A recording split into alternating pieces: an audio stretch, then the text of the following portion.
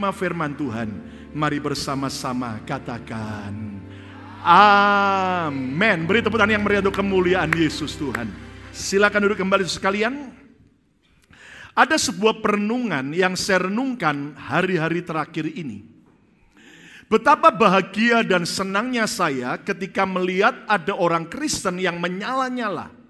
Orang Kristen yang imannya semakin kuat dan teguh, ibadahnya semakin berapi-api, pelayanannya semakin kuat. Tetapi jujur, betapa sedihnya ketika saya melihat ada orang yang tadinya semangat, kuat, menyala-nyala, setia, tetapi akhirnya mereka padam dan merosot imannya dan bahkan sudah mulai jauh dari Tuhan. Nah, perenungan itu akhirnya jujur sebagai gembala menjadi sebuah perenungan yang serius. Jujur doa saya adalah biar semua kita tidak pernah turun lagi. Saya berdoa dan saya rindu seperti kerinduan hati Tuhan supaya semua kita semakin hari semakin kuat dan bersemangat dan berapi-api ikut Yesus menjelang Dia datang kembali. Yang setuju tepuk tangan yang meriah untuk kemuliaan nama kita, Tuhan kita. Amin. Nah, itu sebabnya setelah saya merenungkan, Tuhan memberikan jawaban bagaimana agar semua kita anak-anak Tuhan tidak naik dan turun, tetapi terus naik dan naik bersama dengan Tuhan. Katakan amin. Tidak kuat dan lemah, tidak kuat dan lemah, tidak up and down, tetapi terus up, kuat dan kuat. Siapa yang mau menjadi tetap kuat bersama dengan Tuhan? Lambaikan tangan, katakan bersama saya mau tetap kuat. Nah, jawabannya lihat Daniel 11 ayat 32 bagian B. Daniel 11 ayat 32 bagian B, mari baca dengan suara yang nyaris kalimat yang pendek ini. Semua baca, 2, 3. Tetapi umat yang mengenal Allahnya akan apa? Tetap kuat dan akan apa? Bertindak. Ulangi lagi sambil hafal, 2, 3. Tetapi umat yang mengenal Allahnya akan tetap kuat dan akan apa? Bertindak. Nah, disinilah jawabannya. Mengapa ada banyak orang up and down? Kadang-kadang kuat rohaninya, kadang-kadang justru merosot. Karena ternyata mereka tidak mengenal Allahnya. Saudara lihat, kalau orang kenal Tuhan, maka Alkitab berjanji dan berkata kita akan tetap kuat. Kata bersama saya, tetap kuat. Kata tetap kuat berarti enggak pernah turun, tapi rohaninya terus semangat, imannya menyala-nyala, melewati segala kondisi apapun. Yang percaya, tepuk tangan yang meriah untuk kemuliaan nama Tuhan. Amin. Lihat Pak Ahok, Gubernur DKI yang lagi ada di penjara. Maaf, bisa saja beliau mudah menyelesaikan masalah. Begitu dia mau meninggalkan Yesus dan pindah agama lain, jelas selesai semua masalahnya. Tetapi kenapa Pak Ahok tetap berteguh akan Yesus? Bahkan dia tidak mau, saudaraku, akhirnya saudaraku banding, tetapi dia siap jalani penjara 2 tahun. Dan dia tidak kecewa dengan Tuhan. Dia tidak marah dengan Tuhan, tetapi justru dia minta Alkitab di penjaranya. Dan dia baca Alkitab semakin dekat dengan Tuhan. Kenapa? Jawabannya sama. Karena dia bukan cuma tahu Yesus, tapi dia kenal Yesus secara pribadi. Tepuk tangan yang meriah untuk kemuliaan nama Tuhan. Saudara jujur, sesuai dengan nubuatan Alkitab, hari depan, ke depan ini tidak akan semakin baik. Goncangan demi goncangan, lihat London kemarin kembali mengalami masalah teroris.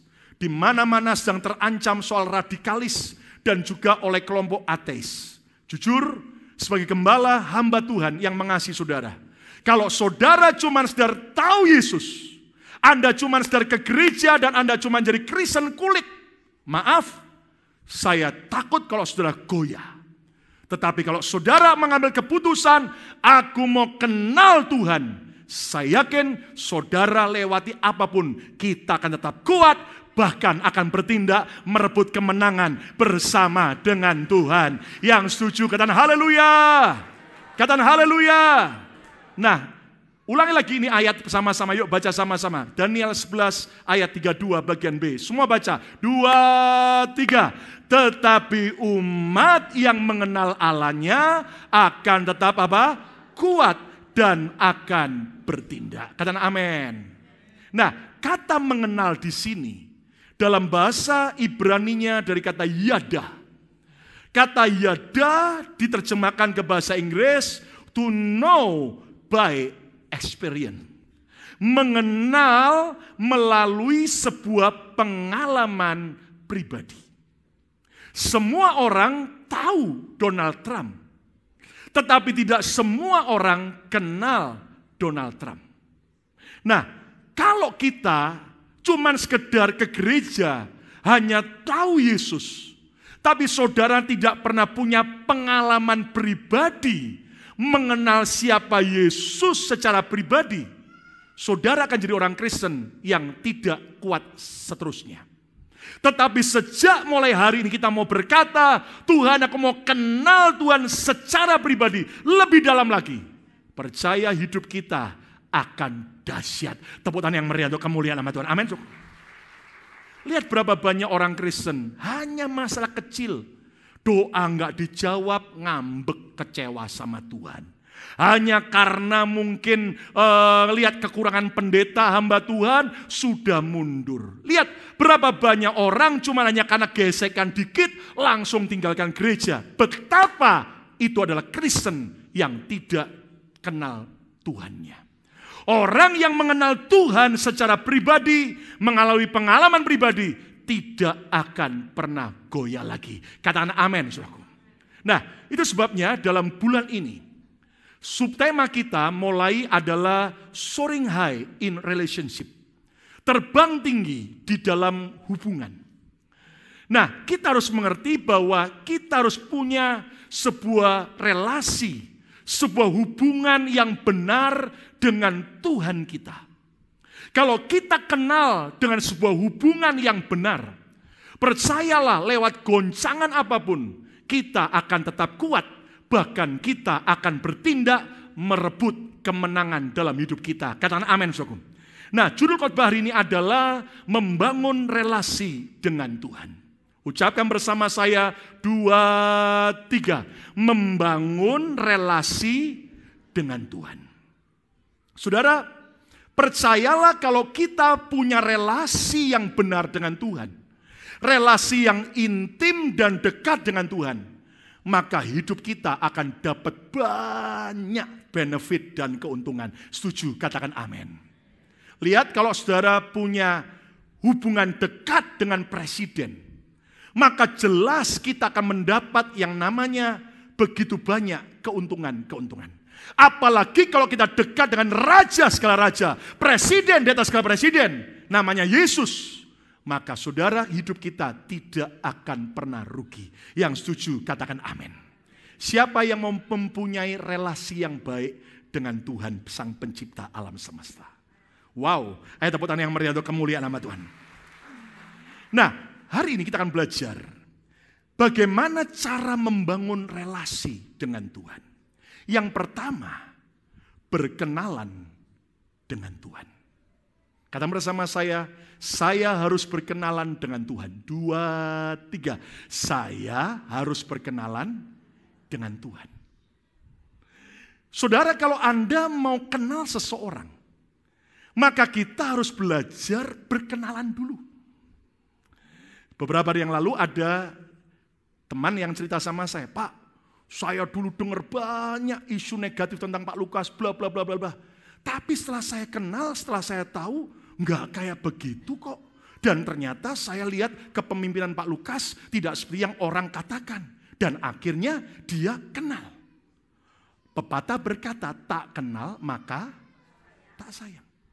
Nah, berapa banyak orang Kristen gampang kecewa dengan Tuhan. Marah, curiga dengan Tuhan. Karena dia belum kenal. Siapa yang mau berkenalan dengan Tuhan? Angkat tangan. Gimana caranya? Mari kita lihat. Hosea pasal 6 ayat yang ketiga. Alkitab berkata apa? Hosea 6 ayat yang ketiga.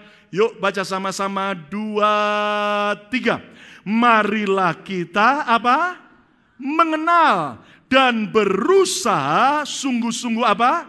Mengenal Tuhan. Katakan amin. Akibatnya apa? Iya, Tuhan yang kita kenal pasti muncul seperti fajar. Mengusir kegelapan, masa depan yang suram diubah jadi terang. Katakan amin. Ia akan datang kepada kita seperti hujan. Ini bicara hujan berkat, hujan lawatan, hujan damai dan kebahagiaan. Katakan amin. Seperti hujan pada akhir musim yang mengairi bumi. Lihat, ayat ini mengingatkan kita, mari kita berkenalan dengan Tuhan. Saudara mungkin berkata, Pak, bagaimana caranya? Agama-agama mengajar kita harus mencari Tuhan. Tetapi kekristenan berbeda. Kekristenan menceritakan dan menjelaskan Tuhan yang lebih dulu mencari kita. Cuman 2 orang. Tuhan lebih dulu yang mencari kita.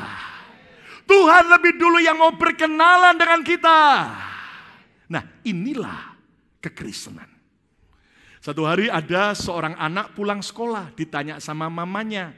Ibunya tanya, "Nak, kamu kenal enggak dengan R.A. Kartini?" "Enggak, Ma." "Kamu ini gimana? Sama R.A. Kartini kau enggak kenal?" Anaknya balik tanya, "Lah, Mama kenal enggak sama Robert Caniago?" "Siapa itu, Nak? Mama enggak kenal." "Makanya, Ma, setiap orang punya kenalan sendiri-sendiri. Jangan belagu, Ma." Besoknya pulang sekolah lagi, ditanya sama mamanya, "Nak, kamu kenal nggak dengan R.A. Kartini?" "Enggak, Ma."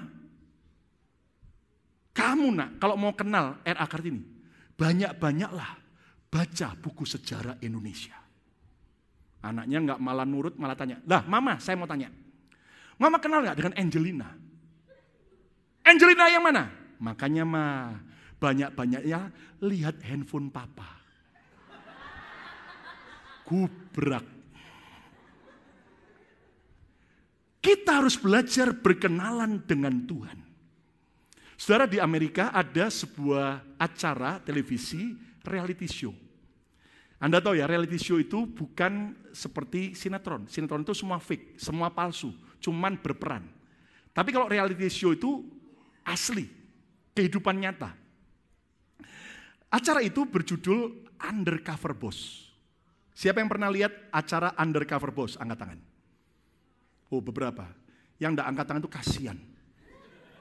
Saudara cuma taunya nonton apa, enggak tahu saudara. Nah, saudara dengar baik-baik. Saya pernah lihat acara Undercover Boss. Saya kaget. Ada seorang bos besar pemilik perusahaan gede di Amerika. Cabangnya di mana-mana, karyawannya ribuan. Nah, jelas si bos tidak mengenal semua karyawannya. Dan jelas semua karyawan tidak mengenal big boss-nya. Tapi di acara reality show yang bernama Undercover Boss itu, si bos pingin kenal anak buahnya.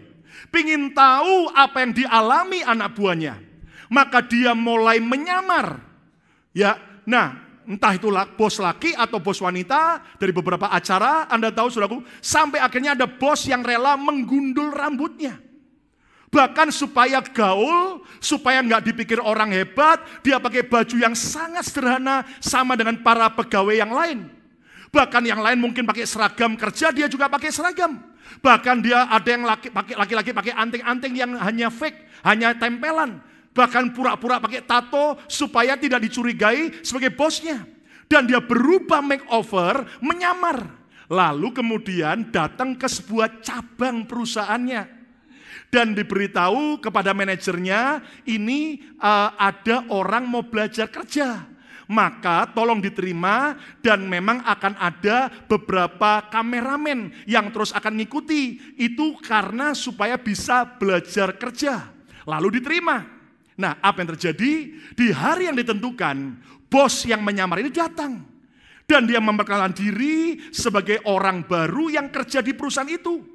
Maka dia berkenalan, beraktivitas, dan mulai diajar cara ngerjakan ini, melipat pakaian di beberapa perusahaan pakaian olahraga, ada yang disuruh angkat-angkat barang di gudang, seperti yang sama dengan karyawan yang lain lakukan. Nah, yang menarik akhirnya, si bos ini mendengar keluhan-keluhan karyawannya. Ternyata ada yang berkata, aduh saya ini kerja di sini sudah sekian tahun setia, tapi gajinya kecil, nggak pernah liburan, vacation hanya jadi impian, tapi nggak cukup. Ada yang cerita, aduh ternyata saya ini punya beban berat, yaitu orang tua saya ngalami penyakit yang cukup serius, lumpuh, jadi selalu kami harus biayai, nggak cukup. Ada lagi yang berkata, salah seorang anak saya cacat, sehingga saya nggak bisa biayai asuransinya karena terlalu mahal, bla bla bla, dan berbagai macam. Ada yang berkata, saya sudah sekian lama kerja di sini, tapi nggak pernah bisa beli rumah karena ternyata gajinya kecil. Nah, Anda tahu apa terjadi? Setelah dia samar dan tahu tentang kondisi anak buahnya, hari yang ditetapkan, bos itu panggil satu persatu anak buah yang dia sudah ketemu. Begitu yang satu datang, dia kenalkan, saya adalah big boss perusahaan. Kaget. Lalu kemudian si bos berkata, aku tahu apa yang kau alami. Kamu punya persoalan, kamu gajimu terlalu kecil, padahal kamu sudah mengabdi sekian lama, dan kamu tidak pernah bisa vacation. Sekarang saya berkata, kamu pergi vacation ke tempat itu, semua saya biayai. Dan saya beri juga uang sangu, $5.000. Itu orang nangis dan dipeluk sama bosnya. Keluar. Anak buah yang lain lagi datang. Dan dia bilang, aku bos, pemilik perusahaan. Dan aku tahu ternyata kamu punya pergumulan. Ayahmu lumpuh. Dan kamu selalu kekurangan dana. Sekarang saya berkata sebagai bos, saya beri kamu $30.000 cash untuk membantu merawat orang tua. Nangis dan dipeluk. Yang lain lagi masuk, kamu punya anak cacat dan kamu sulit untuk beli asuransi kesehatan karena terlalu mahal. Mulai sekarang kamu beli asuransi dengan benefit yang terbaik. Semuanya kami bayar dari perusahaan. Dan yang lain, kamu sudah lama tidak punya rumah. Sekarang saya belikan rumah. Saya beri jatah $100.000. Dan Anda tahu, kisah itu membuat saya nangis. Bukankah itu yang Yesus juga lakukan buat saya dan buat saudara? Tepuk tangan yang meriah untuk kami. Katakan haleluya. Dia menjelma jadi manusia.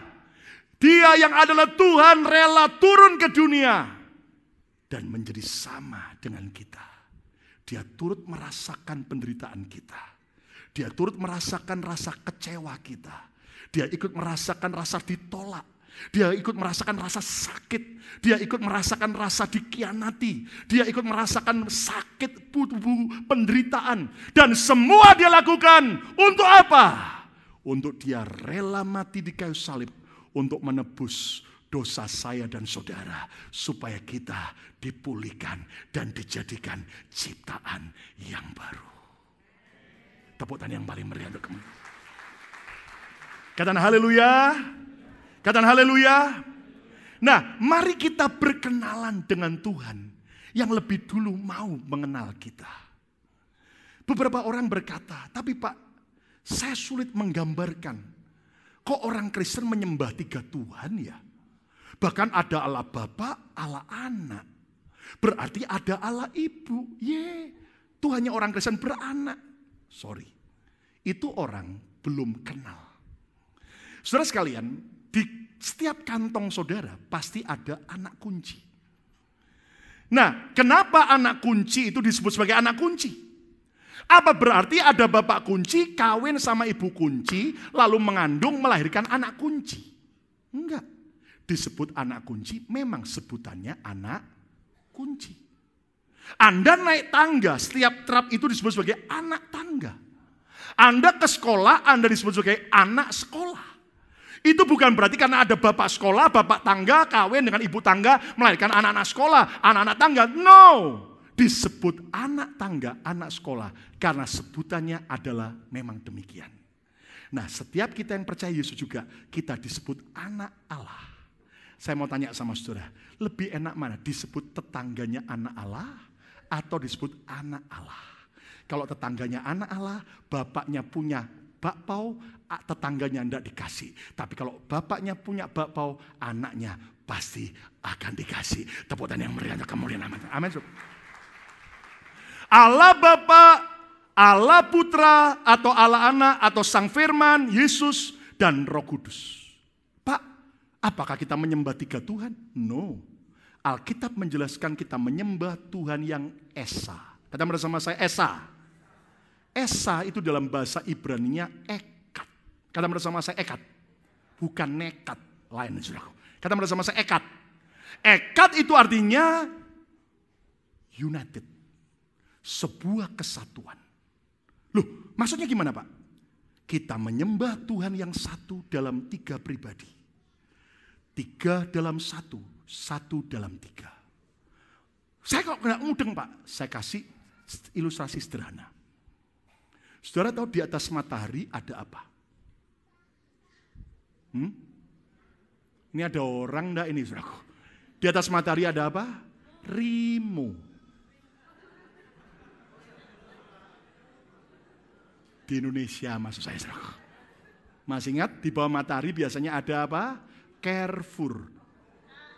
No, ini bukan matahari yang supermarket. Matahari itu ada berapa? Satu. Tapi dari satu matahari ada tiga yang kita bisa tahu. Apa itu? Terangnya. Terus apa lagi? Panasnya. Terus apa? Bendanya. Satu dalam tiga, tiga dalam satu. Sama juga dengan telur ayam. Telur ayam cuma satu yang kita pegang, tapi ada tiga. Apa itu? Kulitnya. Terus apa lagi? Putih telurnya. Terus apa lagi? Kuning telurnya. Tapi telurnya ada berapa? Satu. Nah, kita manusia diciptakan oleh Tuhan serupa. Kita beda dengan tumbuhan. Kita beda dengan binatang. Tumbuh-tumbuhan cuma punya tubuh. Makanya Anda potong, Anda makan, nggak pernah ada tumbuhan nangis. Binatang cuma punya tubuh dan jiwa. Ya kan? Anjing tahu kalau dia dicintai.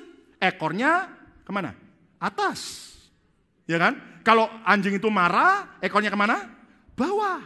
Kucing lain. Kucing kalau senang, ekornya ke bawah. Kalau dia marah, ekornya ke atas. Makanya anjing sama kucing tidak pernah sama. Ribut terus. Kenapa? Si kucing lihat ekornya naik, anjing pikir mau bercanda. Ribut terus. Nah, tapi lihat, anjing, kucing, semua binatang yang lain nggak pernah perlu ke gereja. Nggak pernah ke gereja cari Tuhan, aku orang berdosa. Enggak. Kenapa? Karena begitu anjing, binatang mati, selesai. Tapi manusia punya roh, punya jiwa, punya tubuh. Dan Anda tahu, tiga dalam satu, satu dalam tiga. Serupa, segambar dengan Tuhan kita. Tepuk tangan yang meriah untuk kemuliaan nama Tuhan. Amin, suku. Pak Yusuf Roni berkata, saya waktu pindah jadi orang Kristen, jadi hamba Tuhan, 7 tahun di penjara. Pak Ahok 2 tahun. Pak Yusuf Roni cerita satu hari di penjara, dari maki-maki, dibodoh-bodohin, goblok kamu. Di papan ditulis, mana bisa 1 tambah 1 tambah 1 sama dengan 1. Goblok itu. Kamu tahu nggak? Jelas 3, mana bisa? Pak Yusuf Roni kemudian berkata, bolehkah saya pinjam spidol, saya jelaskan. Silakan. Pak Yusuf Roni akhirnya tulis, 1 kali 1 kali 1 sama dengan berapa? 1. Tepuk tangan yang meriah untuk kemuliaan nama Tuhan. Nah, kita mengenal Yesus itu adalah Tuhan. Pak, bagaimana kita bisa percaya Yesus? Yesus kan manusia. Dengar. Dia memang menjelma jadi manusia. Tetapi dia adalah Allah sendiri. Bagaimana kita bisa percaya Yesus adalah Tuhan? Agar kita berkenalan dia Tuhan. Lihat bagaimana Alkitab menjelaskan. Yesus punya semua sifat kealahan.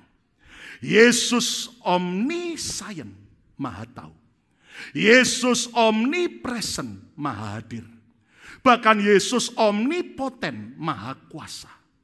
Nah, Lihat bagaimana Yesus maha kuasa, Yesus maha hadir, dan Yesus juga maha tahu. Berarti kalau sifat kealahan itu ada pada Yesus, dia adalah Tuhan sendiri. Tepuk tangan yang meriah untuk kemuliaan. Amin. Mana buktinya Pak kalau cuman begitu? Lihat. Tidak ada manusia di dunia ketika sebelum lahir. Ratusan tahun sebelumnya dia dinubuatkan. Kecuali Yesus. Sampai tempatnya kota Bethlehem. Sampai seorang perawan suci itu dinubuatkan. Maria akan melahirkan. Sampai bintang itu mengikuti ke tempat di mana dia dilahirkan. Sampai orang dapat mimpi. Dan Anda tahu, kelahiran Yesus saja sudah ajaib. Katakan amin. Lihat bagaimana kehidupan Yesus juga ajaib. Orang mati 4 hari dibangkitkan. Orang buta melihat, lumpuh berjalan. Dan lihat bagaimana Yesus melipat gandakan 5 ketur roti dan 2 ekor ikan. Itu tidak bisa dilakukan oleh manusia biasa. Bahkan kematian Yesus juga ajaib. Yesus bukan mati karena dia dibunuh. Tapi Alkitab menjelaskan Yesus mati karena dia menyerahkan nyawanya. Katakan amin. Bagaimana dia sebetulnya bisa lari di Taman Getsemani. Tapi dia tidak mau lari. Bagaimana sebenarnya Yesus harus ditombak dan baru mati seperti penjahat yang lain. Tapi sebelum ditombak, Yesus sudah menyerahkan nyawanya. Ya Bapa, ke dalam tanganmu lah kuserahkan nyawaku. Dan dia mati. Dan Anda tahu, kelahirannya ajaib. Kehidupannya ajaib. Kematiannya ajaib. Kebangkitannya pun juga ajaib. Tepuk tangan yang meriah untuk kemuliaan. Amin. Bahkan kenaikannya ke surga pun ajaib. Paulus mengatakan dalam surat Korintus, lebih dari 500 murid yang melihat. Kalau cuma 2, 10, 20 mungkin bisa kong kali kong bohong semua. Tapi ini lebih dari 500 murid melihat dia naik ke surga. Bahkan nubuatan kedatangan Yesus yang kedua kali kembali. Itu ajaib. Yang percaya dia Tuhan. Tepuk tangan yang meriah untuk kemuliaan. Amin. Nah, yang pertama, berkenalan dengan Tuhan. Yang kedua, cara membangun relasi dengan Tuhan, berdamai dengan Tuhan. Kata bersama saya harus berdamai dengan Tuhan. 2, 3. Saya harus berdamai dengan Tuhan. Kenapa Pak? Saya harus berdamai. Karena dosa yang telah memisahkan kita. Dosa yang merupakan yaitu sumber permusuhan antara manusia dengan Tuhan. Tuhan yang adalah Maha Kudus dan dosa telah memisahkan, membuat sebuah tembok permusuhan. Nah, kalau kita mau membangun relasi yang baik dengan Tuhan, nggak cukup hanya berkenalan, tapi yang kedua berdamai dengan Tuhan. Lihat apa yang Yesus lakukan. Efesus 2 ayat 13-14. Alkitab berkata apa? Tetapi sekarang di dalam Kristus Yesus, kamu yang dahulu jauh karena dosa, sudah menjadi dekat oleh apa? Darah Kristus. Kata bersama saya, darah Kristus. 2, 3. Ayat 14, semua baca sama-sama yuk. 2, 3. Karena dialah damai sejahtera kita, yang telah mempersatukan kedua pihak, dan yang telah merobohkan apa? Tembok pemisah, yaitu perseteruan. Tepuk tangan yang meriah untuk kemuliaan nama Tuhan. Amin. Permusuhan telah diperdamaikan oleh Yesus melalui kematiannya di kayu salib. Sebentar kita akan terima tubuh dan darah Kristus. Itu adalah jaminan perdamaian kita. Nah, ada yang Tuhan kerjakan, dia rela mati. Tetapi ada bagian pendamaian yang harus kita kerjakan. Apa itu? Selain kita percaya Yesus, kita juga harus mau bertobat. Kata bertobat dari bahasa Yunaninya metanoia. Artinya berbalik dari semua kejahatan dan hidup di dalam kehendak Tuhan. Yang mengerti katakan amin. Tahukah sekalian bahwa pertobatan adalah anak kunci yang akan membebaskan kita dari penjara dosa. Pertobatan adalah anak kunci yang akan membebaskan kita dari setiap belenggu dosa. Setuju? Katakan amin.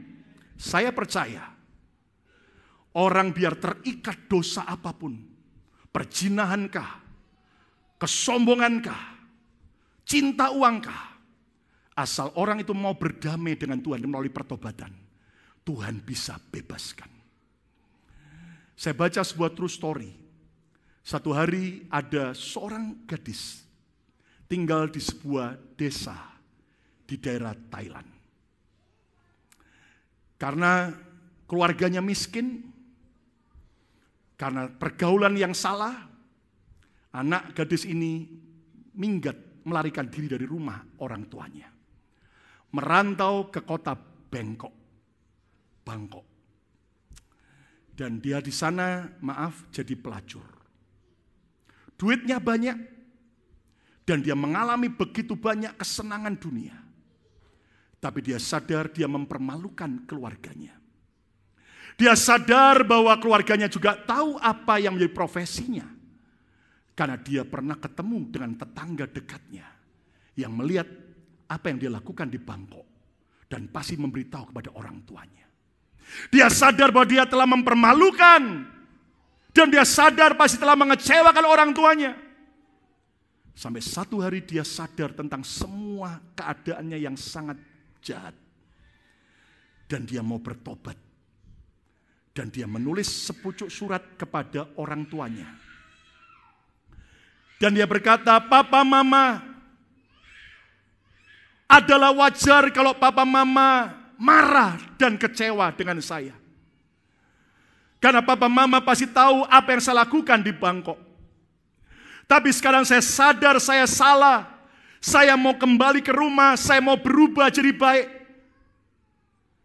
Dan kalau memang Papa Mama mau mengampuni dan menerima saya kembali,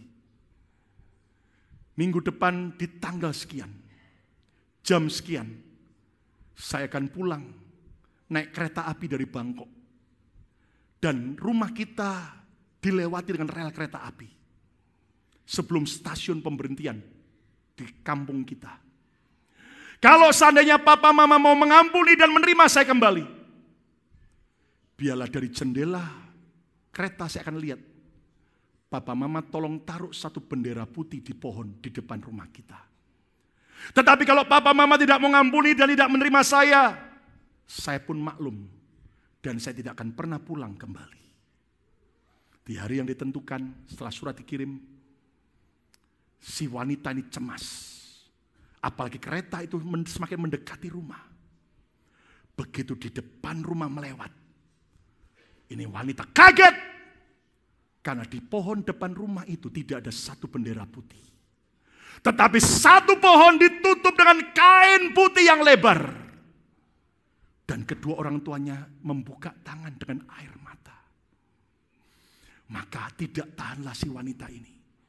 Di pemberhentian berikutnya dia turun lari. Orang tuanya peluk dia, ampuni dan terima kembali. Itulah yang Yesus juga lakukan buat kita. Tepuk tangan yang meriah untuk kemuliaan. Sejahat, seburuk apapun kita, asal kita mau datang pada Yesus dan bertobat, Dia mau pulihkan kita. Yang ketiga, rahasia membangun relasi dengan Tuhan. Yang ketiga, bersahabat dengan Tuhan. Maksudnya apa, Pak? Mari kita lihat. Apa saya manusia begini bisa bersahabat dengan Tuhan? Wait. Jangan marah dulu. Yang mau bersahabat itu lebih dulu bukan kita, tapi Yesus. Mari kita lihat apa yang Yesus katakan. Yohanes 15 ayat 14 sampai 15. Yohanes 15 ayat 14 sampai 15. Yuk baca sama-sama dengan suara keras. 2, 3. Kamu adalah sahabatku. Terus, jikalau kamu berbuat apa yang kuperintahkan kepadamu. Saat kita mau taat. Ayat yang ke-15. Baca sama-sama. Aku tidak menyebut kamu lagi hamba, tetapi sebab kamu tidak tahu apa yang diperbuat oleh tuannya. Terus baca sama-sama. Tetapi aku menyebut kamu apa? Amin. Terus, karena aku telah memberitahukan kepada kamu segala sesuatu yang telah kudengar dari Bapakku. Siapa yang mau bersahabat dengan Tuhan? Ayo tepuk tangan yang meriah untuk kemuliaan Raja kita. Bukan kita yang mau ngejar jadi sahabat dulu. Yesus dengan kasih-Nya berkata, kamu sahabat, kamu sahabatku, kamu sahabatku, kamu sahabatku. Saudara, mungkin Anda berkata, Pak, apakah bisa manusia seperti kita bersahabat dengan Tuhan? Jangan kaget dulu. Alkitab banyak menjelaskan. Henok, bukan Henok Kusuma. Kalau itu ayah saya sudah bersahabat di surga sama Bapa. Henok dalam kitab Kejadian, keturunan ke-7 dari Adam dan Hawa. Dia bersahabat, dia bergaul tiap hari dengan Tuhan. Dan tiba-tiba Henok hilang. Karena diangkat Tuhan hidup-hidup ke surga. Abraham disebut a friend of God. Sahabat Tuhan. Musa juga disebut sahabat Tuhan. Sampai lihat Tuhan muka dengan muka. Sampai muka Musa bercahaya seperti cahaya Tuhan. Kenapa? Karena Tuhan kita penuh kasih. Dan Tuhan kita pribadi yang hidup. Anda tahu kenapa Dia ciptakan kita manusia? Kenapa tidak cukup Tuhan yang ciptakan malaikat-malaikat dan binatang-binatang? Karena malaikat dan binatang tidak pernah bisa bersahabat dengan Tuhan. Hanya kita manusia ciptaannya yang bisa membangun persahabatan dengan Dia. Tepuk tangan. Dengar baik-baik. Sekalipun Tuhan tidak pernah punya handphone seperti kita. Tetapi kita bisa ngobrol dengan Tuhan. Sekalipun Tuhan tidak pernah punya Facebook kayak kita. Tapi tetap kita harus tahu Tuhan mau berteman, friend dengan setiap kita. Tepuk tangan yang meriah untuk kamu. Sekalipun Tuhan tidak punya Twitter atau tidak punya Instagram seperti kita. Tetapi kita harus tetap follow Him. Ikut Dia. Tepuk tangan yang meriah untuk kamu. Amin. Nah, saudara sekalian, sahabat itu apa sih cirinya? Ini dari wajah saudara ada beberapa yang tegang. Apa bisa Pak saya bersahabat? Sekali lagi, siapa yang mau bersahabat dengan Tuhan? Angkat tangan. Wow, saya ajari saudara. Ciri persahabatan itu apa? Ngobrol. Udah ada yang amin, amin. Ngobrol. Ya kan? Kalau namanya sahabat tuh kalau ketemu mesti apa? Cerita, ngomong.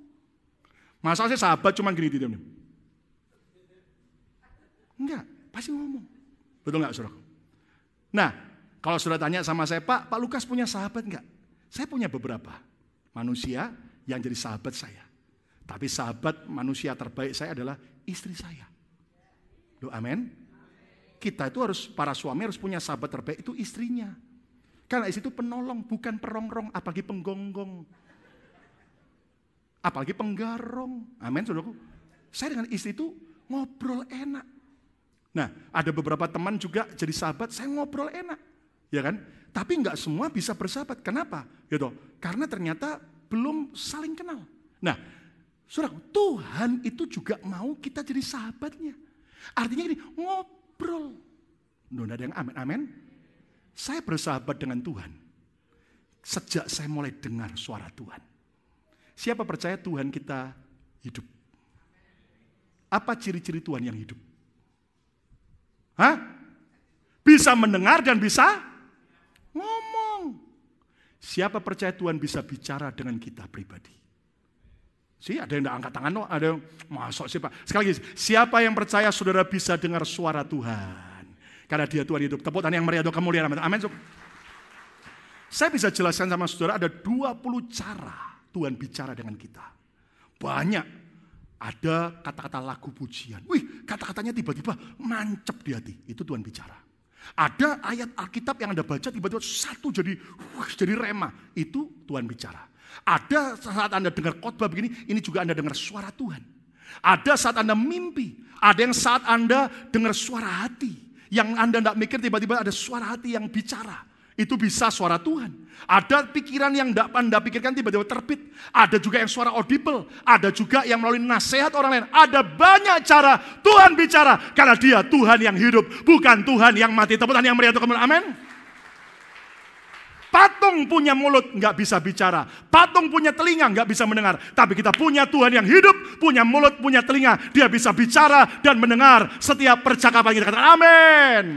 Nah, gimana caranya? Simple. Ngobrollah dengan Tuhan sama seperti saudara ngobrol dengan teman. Nggak ada yang amin. Amin. Simple. Tuhan, saya kok khawatir hari-hari ini Tuhan ya. Gimana caranya supaya saya tidak khawatir lagi? Nah, ngomong. Tidak ada yang amin. Amin. Saya ini saudaraku mulai banyak ngobrol dengan Tuhan bersahabat sejak saya bertobat. Terkadang suara Tuhan itu simple. Dan Anda harus tahu bukan soal cara mendengarnya dulu. Bukan masalah soal mendengar suara Tuhan. Tapi ketaatan kita dulu akan suara Tuhan. Saya dulu saudara waktu saya SMP kelas 3 baru bertobat. Tuhan pengen dengar suara Tuhan. Hamba Tuhan tuh kok dengar suara Tuhan. Saya mau Tuhan. Habis doa belum dengar apa-apa. Sekolah. Nah sampai di toilet. Kan biasa di Indonesia kalau toilet sekolah itu kan bagaimana. Haleluya kan. Nah biasa kita habis buang air kan langsung keluar. Tidak pernah mau siram. Mendadak hari itu ada suara ini. Ayo kamu anakku. Kamu beda siram. Yang lain juga nggak nyiram kok. Saya keluar. Dan saya abaikan. Saya nggak mau taat. Seminggu nggak bicara sama sekali. Saya nangis. Tuhan bicara. Tuhan akhirnya, ya Tuhan apapun yang kau perintahkan asal sesuai firman. Aku mau. Minggu depan saya kembali ke toilet yang sama. Habis kencing. Ayo kamu beda dengan yang lain. Kamu siram. Oke Tuhan. Saya ambil gayung saya siram. Dan sejak itu Tuhan banyak ngobrol. Saya kalau ngalami masalah. Tuhan. Masalah ini aku nggak bisa loh Tuhan ngatasi sendiri. Tolong Tuhan. Kalau bukan Engkau yang nolong aku nggak mungkin bisa. Oke, aku serahkan masalah ini ke Engkau Tuhan. Aku mau tidur. Saya tidur nyenyak. Tiba-tiba besok pagi waktu nyembah Tuhan mulai bicara. Nak, masalahnya aku bereskan. Tapi kamu harus lakukan. Gimana caranya Tuhan? 1, kamu lakukan ini. 2, kamu lakukan ini. 3, kamu lakukan ini. Dan saya lakukan. Ternyata Tuhan bekerja. Selesaikan. Tepuk tangan yang meriah untuk kemuliaan. Amin. Ada orang jahat sama saya. Saya nggak pernah mau benci orang itu. Saya cuma lapor sama Tuhan. Tuhan. Orang itu loh Tuhan, kok jahat Tuhan. Tuhan aku serahkan padamu. Nah, terkadang Tuhan mulai ngajar. Nah, kalau kita ngobrol dengan Tuhan, dia itu Tuhan yang hidup dan mau bersahabat. Yang setuju katakan amin. Nah, saya ajari simpel ya. Kalau saudara kata, Pak, tapi saya ngobrol dengan Tuhan, rasanya gimana? Saya nggak bisa loh Pak. Simpel. Saya minta semua lipat kedua tangan saudara. Semua lipat kedua tangan saudara. Saya beri cara simple, Anda ingat baik-baik bagaimana cara ngobrol dengan Tuhan. Bagaimana cara berdoa, simple. Saya mau tanya, jari kita 5 kita lipat, yang paling dekat di hati kita yang mana? Jempol. Semua jempolnya diangkat ini nih. Iya, jempol ini adalah yang paling dekat di hati. Gambaran apa? Berdoalah, ngobrol dengan Tuhan tentang orang yang paling dekat di hati. Orang tua Anda, pasangan Anda, anak Anda, ngobrol. Tuhan, hadapkan mereka. Lalu yang kedua apa? Jari yang berikutnya apa? Telunjuk. Ini yang tukang nunjuk. Nah ini gambaran apa? Guru kita, gembala kita yang sering menunjukkan jalan. Ini loh ya kalau harus lakukan. Ini tidak boleh, ini salah. Bahkan juga pimpinan kerja kita yang sering memberi instruksi. Ya kan? Doakan. Tidak ada yang amin. Amin. Sudah tiap hari doakan saya. Amin. Lalu yang ketiga apa? Jangan sendirian ya. Bersama jari yang lain. Oke. Yang ketiga apa? Paling tinggi. Pemerintah, bos Anda, pemerintah negara, doakan. Terus yang berikutnya, yang tidak bisa berdiri sendiri, yang lemah, apa? Jari manis. Ini yang lemah, ya kan? Tidak bisa berdiri sendiri kan? Harus perlu yang lain kan? Ya toh? Nah ini bicara apa? Bicara tentang orang-orang yang lemah di sekitar kita. Yatim piatu, para janda-janda, bukan janda-janda muda. Janda-janda tua yang berkekurangan. Ada yang doa fajar sampai ngantuk, saudara. Doa semalam suntuk sampai suntuk. Tuhan berkatilah janda-janda muda. Yang tua protes. Lalu yang ketiga, yang berikutnya jari yang paling kecil ini apa? Kelingking. Ini adalah apa? Jari kelingking itu apa? Bicara tentang kebutuhan kita pribadi. Contoh, kalau sampai telinga Anda gatal, masa pakai ini? Kan pakai ini kan? Nah, ini kebutuhan pribadi. Kalau hidung Anda tersumbat, masa pakai ini? Kan pakai ini. Nah, Anda tahu, ternyata 5 cara lipat tangan doa Itu ada 5 yang harus kita ngobrol. Dan kalau Anda belajar akrab, Dia Tuhan yang sangat baik. Tepuk tangan yang meriah. Lalu selain suka ngobrol dalam bersahabat juga apa? Harus ada chemistry. Betul nggak? Ada kecocokan. Istilah kasarnya klik, kelek. Nah, saudara harus tahu bahwa kalau kita dengan orang yang tidak klek, bisa nggak kita bersahabat? Sulit, ya kan? Nggak nyambung, nggak sejenis. Contoh. Ya kan? Saudara itu orangnya suka tulus, nggak banyak trik, orangnya apa adanya, polos lah pokoknya. Saya mau tanya jujur, Anda suka nggak berteman dengan orang yang banyak politik dan triknya? Nggak suka. Orang itu loh, senyumnya saja pasti ada artinya. Cara dia melirik saja pasti ada artinya.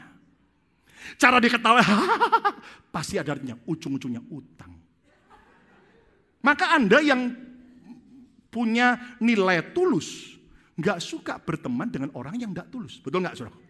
Ya kan? Nah, jadi saudara, kalau saudara mau bersahabat dengan Tuhan, selain suka ngobrol, kita harus sesuaikan, selaraskan dengan karakternya Tuhan.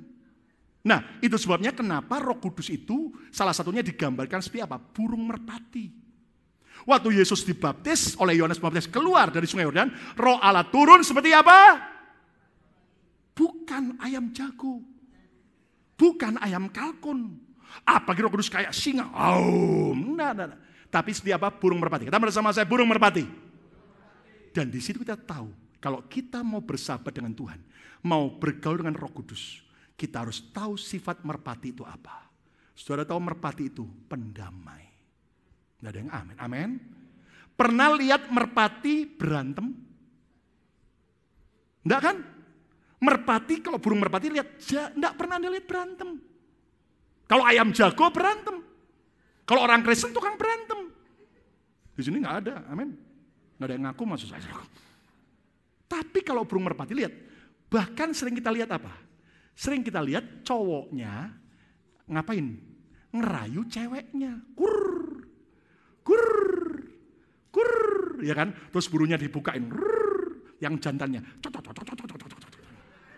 Ya kan? Itu lagi apa? Lagi tebar pesona, ya kan? Nah, bahkan United Nation, PBB, itu lambangnya apa? Merpati, perdamaian. Orang Kristen nggak boleh suka berantem. Kalau kita mau bersahabat dengan Tuhan, kita harus suka berdamai dengan semua orang. Tepuk tangan yang meriah. Dan amin. Merpati juga gambaran apa? Kesetiaan. Saudara pelajari binatang yang lain sering berganti-ganti pasangan. Merpati kalau Anda pelajari selalu setia dengan pasangannya. Orang Kristen harus belajar setia. Katakan amin. Lalu berikutnya apa lagi? Merpati kenapa digambarkan kayak Roh Kudus? Itu bicara apa? Merpati tahu dan cinta rumah tempat tinggalnya. Masih ingat di Indonesia? Saya juga dulu jago adu burung dara. Ya kan? Ya kan? Burung darahnya diambil, masukin ke tempat yang gelap, dibawa naik sepeda motor jauh. Ya atau beberapa burung merpati, terus kemudian apa? Dilepas. Begitu dilepas, walaupun dia tidak punya GPS, merpati tahu harus pulang kemana. Orang Kristen yang mau bersahabat dengan Tuhan harus tahu dan cinta keluarga tempat dia ada. Tepuk tangan yang meriah kemudian. Amin. Termasuk juga harus tahu rumah rohaninya, gereja lokal di mana dia harus tertanam. Katakan haleluya. Dan burung merpati salah satu jenis unggas yang tidak punya empedu yang pahit. Kalau Anda lihat ayam, Raja Wali, atau kalkun semua punya empedu yang pahit. Merpati satu-satunya unggas yang tidak punya empedu yang pahit. Artinya, kalau kita mau bersahabat dengan Tuhan, kita tidak boleh simpan kepahitan. Kita tidak boleh simpan benci dan dendam. Tapi kita harus suka mengampuni dan memaafkan. Yang percaya tepuk tangan yang meriah. Amin. Bahkan seorang sahabat bukan cuma ngobrol, bukan cuma saudaraku belajar untuk yaitu klik. Tapi juga seorang sahabat belajar ngerti sahabatnya. Waktu saya di Jakarta ada teman-teman yang ternyata tidak tahu apa yang saya sedang lakukan. Mereka kasih saya satu box bakpao. Saudara, dan waktu saya buka, haleluya, fresh. Dan tiap bakpao sekian puluh itu, warnanya beda-beda. Ada direction kertas kecilnya. Warna pink merah, babi merah. Warna kuning, kacang hijau. Warna hijau, apa pokoknya. Yang polos apa? Nah, padahal saya tidak lagi makan roti. Saya cut karbo. Ya kan? Nasi enggak, roti enggak, mie enggak. Ya kan? Tapi karena mereka enggak tahu saya, dikasih begitu. Saya mikir, waduh ini godaan besar. Gimana caranya? Ya saya menghormati yang memberi, saya bilang terima kasih, tapi tolong saya tidak bisa makan rotinya. Gimana Pak? Ya udah dapat hikmat. Rotinya saya bongkar, isinya saya makan. Rotinya saya tutup lagi, saya balikin sama yang memberi saya. Yang keempat, yang terakhir, cara membangun relasi dengan Tuhan adalah berpartner dengan Tuhan. Kata bersama saya, berpartner dengan Tuhan. 2, 3, berpartner dengan Tuhan. Apa bisa Pak? Lihat ayat yang terakhir 1 Korintus 3 ayat yang ke-9.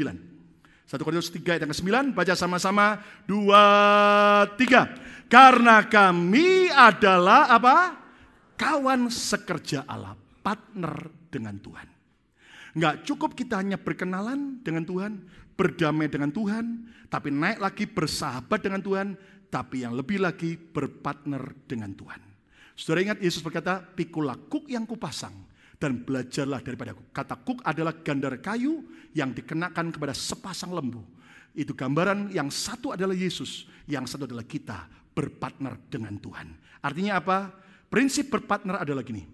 Sejak kayak Anda kongsi dagang 50% saham, maka Anda harus tahu prinsip berpartnership itu apa?